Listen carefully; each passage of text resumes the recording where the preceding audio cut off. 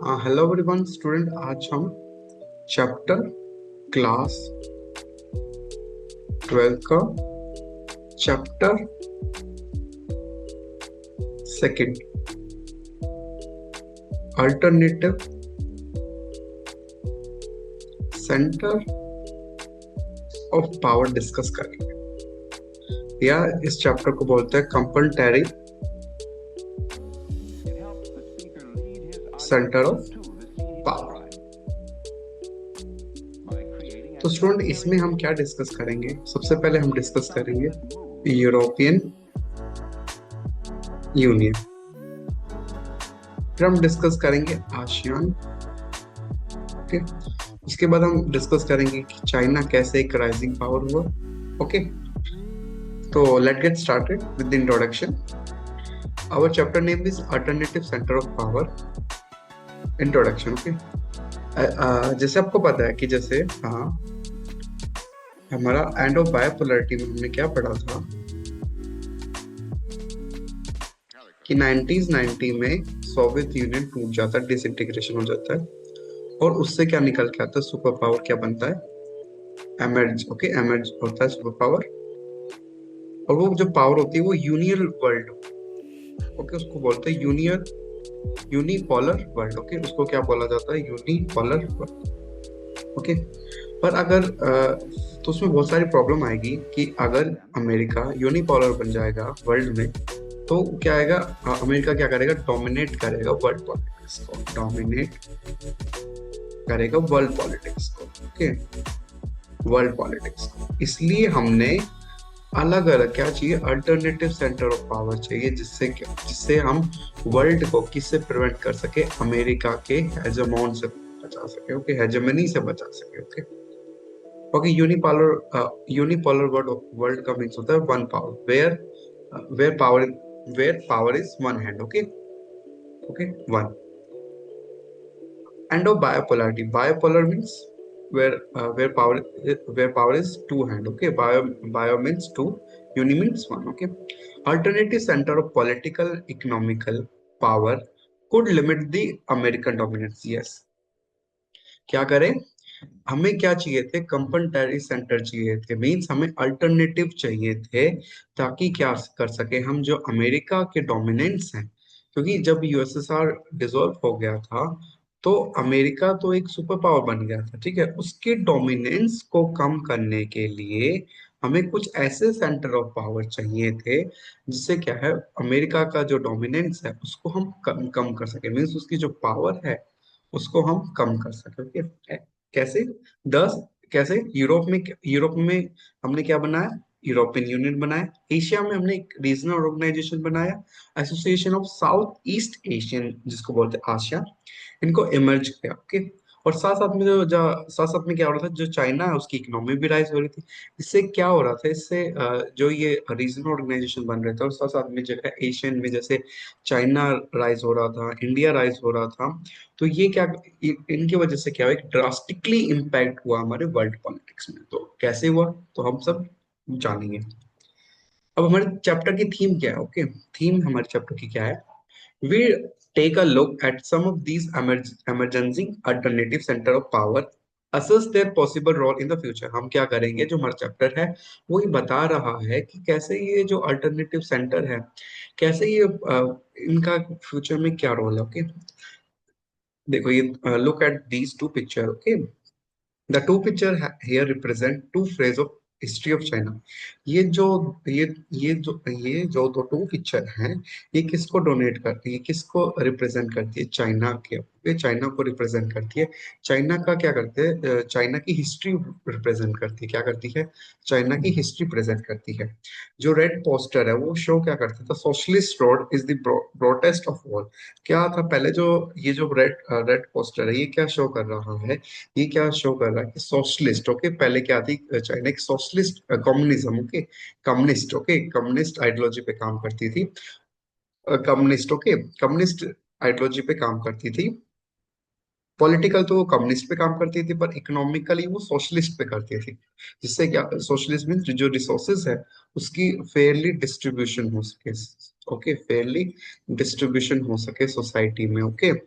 और साथ साथ में क्या रिप्रेजेंट कर रहे थे ये, represent the ideology that guide China during the early phase after revolution. Okay, साथ साथ में जो आइडियोलॉजी है वो चाइना को गाइड कर रही थी कि अपने अर्ली फेज में। फिर ये सेकंड पिक्चर है, this photograph below is that the city of सिंघान Shanghai the symbol of China new economic power. फिर बाद में जो शंघाई है वो क्या रिप्रेजेंट कर रहा है कि एक न्यू इकोनॉमिक पावर चाइना की, ठीक है, ये क्या है, इकोनॉमिक कैपिटल है, इकोनॉमिक का कैपिटल है चाइना की, ये सिटी है ना, ओके, इसलिए मतलब सिटी इन द सेंस नहीं, मतलब ये जो संघाई है जो एक सिटी है चाइना की, ये क्या रिप्रेजेंट कर रहा है, इकोनॉमिकल पावर रिप्रेजेंट कर रहा है चाइना, चाइना की। ओके, अब देखो स्टूडेंट, आज हम के लेक्चर में क्या क्या पढ़ेंगे, European union, timeline of European union integration. फिर हम कल के लेक्चर में आशन पढ़ेंगे। ओके, मीन्स हम जो हमारा लेक्चर होगा वो शॉर्ट शॉर्ट ड्यूरेशन का होगा, ताकि आप जो लेक्चर है वो ज्यादा काफी बोरिंग भी ना हो और इंटरेस्टिंग वे में हम स्टडी कर सकें। फिर हम पढ़ेंगे राइज ऑफ चाइनीज इकोनॉमी, फिर इंडिया और चाइना के रिलेशन कैसे थे, जापान, साउथ कोरिया, ये कुछ ऑर्गेनाइजेशन है जैसे सार्क होगी, ब्रिक्स होगी, सार्क आप अपने चैप्टर इसको थ्री में ऑलरेडी पढ़ेंगे। ओके, ब्रिक्स को हम कवर करेंगे इन रशिया, चाइना, इसराइल और इंडिया। ओके, ये कुछ नेशन है, इनके बारे में हम थोड़ा बहुत डिस्कस कर लेंगे। ओके ओके, आज हम जो मेन जो हमारा टॉपिक है आज का डिस्कशन का वो है European Union. Okay, means European union. क्या हुआ स्टूडेंट, जब सेकेंड वर्ल्ड वॉर हुआ, देखो जो first world war, second world war कब हुआ था, 1938 से 1945 में सेकेंड वर्ल्ड वॉर हुआ। अब जो बेसिकली क्या हुआ था सेकेंड वर्ल्ड वॉर में, जो बेसिकली यूरोप, सबसे ज्यादा यूरोप कंट्रीज में इम्पैक्ट देखा गया था, ठीक। सबसे ज्यादा सबसे ज्यादा जो सेकेंड वर्ल्ड वॉर हुआ था उसका इम्पैक्ट हमको किस किस कंट्रीज में ज्यादा देखने को मिला, वो थी Europe countries. Okay, Europe countries की कंडीशन बहुत ही बिल्कुल डेवास्टिक थी, बहुत ही मतलब सिचुएशन बहुत ही खराब थी। देखो इस पिक्चर से आप देख सकते हो, जैसे ये यूरोप का है, ठीक है, ये जो क्या है यूरोप कंट्रीज हैं, उनकी क्या है ये कंडीशन थी during the second world war. ये पिक्चर शो कर रही है कि सेकेंड वर्ल्ड वॉर में यूरोप की कंडीशन कैसे थी।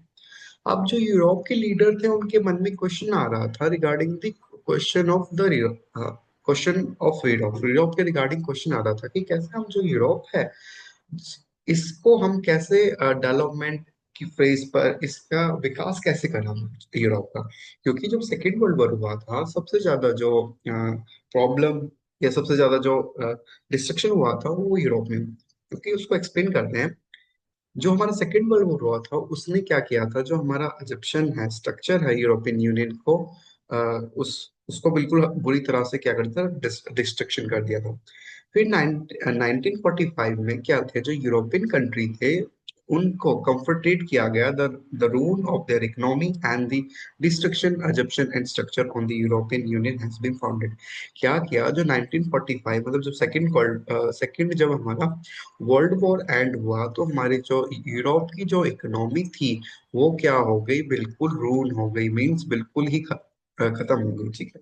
अभी क्वेश्चन आ रहा था कैसे हम दोबारा से जो यूरोप में क्या कर सके, रीडेवलपमेंट कर सके, रीडेवलपमेंट मतलब दोबारा से कैसे हम इसमें डेवलपमेंट को ला सके। ओके, अब क्वेश्चन क्या था स्टूडेंट, जो यूरोपियन यूनियन इंटीग्रेट हुआ था 1945 के बाद, कोल्ड वॉर के बाद, okay, headed by the cold war. कैसे कैसे किया, अमेरिका ने एक प्लान इंट्रोड्यूस किया था, आपके एग्जाम में बिल्कुल आता है कि अमेरिका ने किस प्लान के थ्रू क्या किया, जो हमारे यूरोप है, जो यूरोप है उसकी फाइनेंशियल मदद की।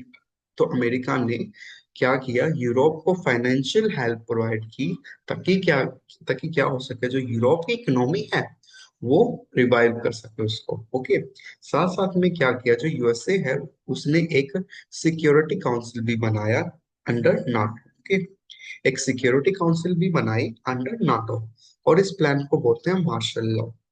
The Organization for European Council, organization of European economical council, ये एस्टेब्लिश की गई 1948 में, ताकि क्या कर सके, हम जो यूरोप के स्टेट्स हैं उनको एड प्रोवाइड कर सके, उनको मदद प्रोवाइड कर सके। फिर साथ साथ में एक फोरम बनाया गया जहां पर क्या है, जो वेस्टर्न यूरोप है वो जो वेस्टर्न यूरोप है वहां पर क्या कर सके, वो कॉर्पोरेट कर सके regarding trades and economical issues. Main जो organisation for European economic council बनाया गया था 1948 में, उसका जो फर्स्ट क्या एम था कि हम जो क्या है वेस्टर्न यूरोप स्टेट को क्या कर सके, मदद कर सके। और साथ साथ में इसी के अंडर एक फोरम बनाया गया जिसमें क्या कर सके, जो वेस्टर्न यूरोपियन कंट्रीज हैं ये क्या करे, ट्रेड और इकोनॉमिक इश्यूज पर क्या कर सके, रिजॉल्व कॉर्पोरेट कर सके। ओके।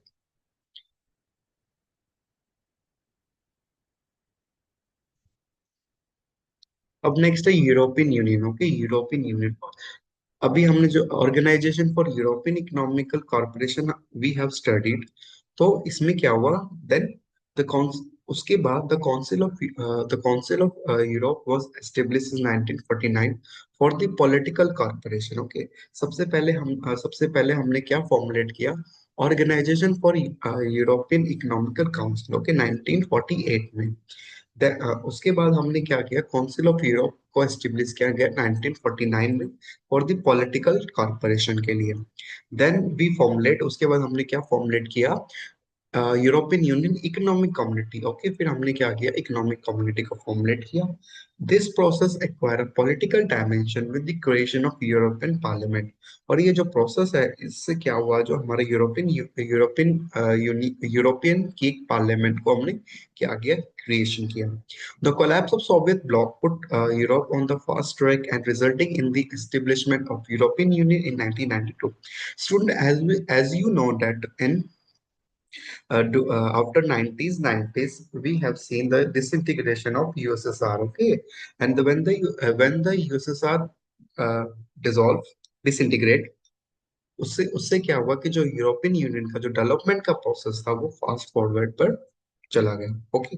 और after after few years of disintegration of Soviet Union, they formulate European Union in 1992। Okay.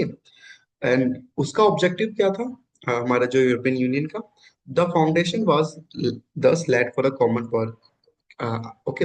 Under हमने क्या किया, जो हमारा यूरोपियन यूनियन था जो हमने फॉर्मुलेट किया था 1992 में, तो what was our objective was to formulate common common foreign policies, security policy, cooperation, justice, home affair, and creation of single currencies. These are our objective of European Union. European Union के क्या objective थे कि we have to formulate common foreign policies, security policy, cooperation on justice, home affair, and we have to formulate single currency. Next, this is the map of European union. ये जो map है वो European Union का, and this is the currency that we use in Europe. Okay, this is the currency that we use in Europe. Okay, this is known as euro. Okay, in European Union, yeah, obviously in the European Union, there is a single currency that was used, that is euro. Okay, and this is the European Union flag. ये क्या है कि European Union flag है। to the circle of gold star. Okay, we have you have seen that, you have seen, आप देख रहे हो कि there are star. Okay, there are star, and that star in the color of yellow. ये क्या है, golden color के star हैं। ये what they represent, ये क्या represent कर रहे हैं, ये represent कर रहे हैं solidarity, harmony between the people of Europe. Okay, means क्या है, ये जो गोल्ड स्टार है वो रिप्रेजेंट कर रहे हैं आप कि जो यूरोप के पीपल हैं उनमें क्या होनी चाहिए, सॉलिडेरिटी होनी चाहिए, हार्मनी होनी चाहिए between the people of Europe. और साथ साथ में ये कितने स्टार हैं, 12 स्टार हैं। ओके। और ये जो 12 स्टार है, ठीक है, ट्रेडिशनली सिंबल रिप्रेजेंट करता है यूरोपियन यूनियन में, means perfectness, perfect perfect nation, completeness, and unity. Okay, and this is the currency that the European Union use, that is euro. Okay, this is the currency, and this is the European Union flag, and where we have 12 golden star, and that 12 golden star represent solidarity, harmony between the people of Europe. Next we will cover like okay, अब हम क्या cover करेंगे कि जो European union है वो उसने अपने over the period of time ही involve from economical union to the political ones, okay. Means over the period of time हम व्हाट वी हैव सीन जो यूरोपियन यूनियन था वो इकोनॉमिकल काउंसिल से अपने आप को उसने पॉलिटिकल यूनियन की तरफ क्या इन्वॉल्व किया। इन्वॉल्व मींस चेंज किया, ओके। मीन्स जो हमारा प्राइमरी ऑब्जेक्टिव क्या था यूरोपियन यूनियन का, what was our primary objective to formulate European Union is to redeveloped European economy, okay. That was our primary objective. But over the period of time, what we have seen that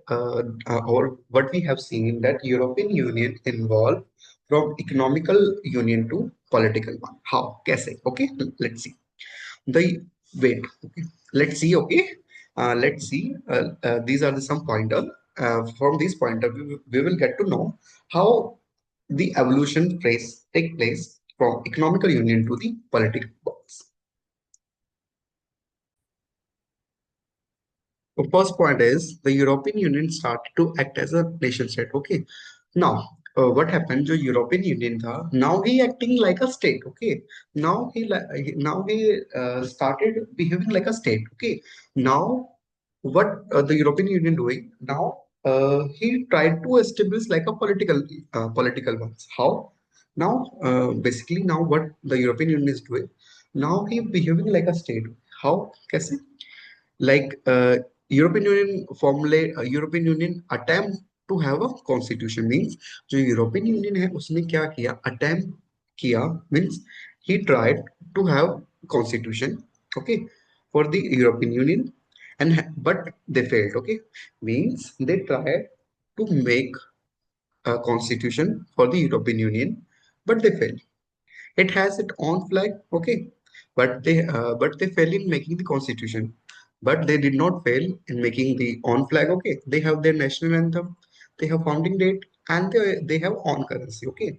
एक जो political union होता है, political union in the sense कि now European Union want to behave like a nation, okay. Nation in the sense now he want to behave like a country, okay, state, okay.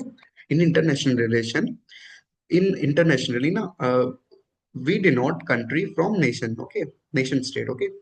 हम country को international level पे क्या denote करते हैं, nation state, okay, nation state, okay. It also have some form for the common foreign and security policy in dealing with the another nation, okay. और साथ साथ में what the European Union doing कि उन्होंने क्या किया, कुछ कॉमन फॉरेन पॉलिसीज फॉर्मुलेट की ताकि हम क्या कर सके यूरोपियन यूनियन में जो यूरोपियन यूनियन में क्या है जो यूरोप की जो कंट्रीज हैं उनके साथ हम क्या कर सके, डील कर सके, okay. Now European Union, okay, so this is the student European Union, okay. ये क्या है, पूरा यूरोपियन यूनियन है. ये जो ऑरेंज कलर डिनोट कर रहा है ये जो क्या है, ये न्यू स्टेट है, ओके. न्यू स्टेट है मीन्स ये these are the new state, okay. They become a part of European Union later, okay. And these purple colors show, wait, these purple colors show they are the older member, okay. They are old member of the European Union, okay. European Union, okay. So these are the member, okay, like Sweden, Denmark, okay, Poland, Slovakia, Hungary, Romania, Bulgaria, France, Spain, okay. Ireland, United Kingdom, but United Kingdom is not part of USSR. Okay, sorry, European Union. Okay, European Union. अब जो क्या है European union में जो United kingdom है is not a member. Okay, now it is not a member, okay. The Europe अब क्या हुआ, जो यूरोपियन यूनियन है वो ट्राई करने लग गया अपने एरिया को एक्सपेंड करने के लिए कॉरपोरेशन के थ्रू. और साथ साथ में वो क्या करने लग गया, न्यू मेंबर को भी एक्वायर करने लग गया, स्पेशली जो सोवियत ब्लॉक के. Yes, okay. स्टूडेंट अगर आप ऑब्जर्व करोगे फर्स्ट चैप्टर में, अगर आपने अच्छे से स्टडी की होगी तो फर्स्ट जो चैप्टर था हमारा था वो एंड ऑफ बायोपोलरिटी, और उसमें क्या था, यूएसएसआर था. और ये जो येलो कंट्री, सॉरी ये जो ऑरेंज कंट्री है, ये जो मोस्टली ऑरेंज कंट्री जो पहले किसकी पार्ट हो, पहले ये किसके पार्ट होते पार्ट थे, दैट इज यूएसएसआर। ओके, पहले ये जो कंट्री थी ना वो यूएसएसआर की पार्ट थी। ओके, तो अब जो यूरोपियन यूनियन है उसने क्या ट्राई किया कि वो अपने एरिया को एक्सपेंड करना चाह रहा है थ्रू कॉरपोरेशन, और स्पेशली वो ना न्यू कंट्रीज को एक्वायर करना चाह रहा है। एक्वायर इन द सेंस कि वो उनको अपना मेंबर बनाना चाह रहा है, स्पेशली सोवियत ब्लॉक, जो कंट्री सोवियत ब्लॉक का पार्ट थी। The process has not prove easy, means ये जो प्रोसेस था ये इजी नहीं था, for the people in many country are not very enthusiastic in giving the Europe power that they were exercised by the government of their countries. Okay, so many of the country did not feel that we should become a member of European Union. Okay, there are also reservation about some new countries within the European Union. Okay, यहाँ पे क्या थे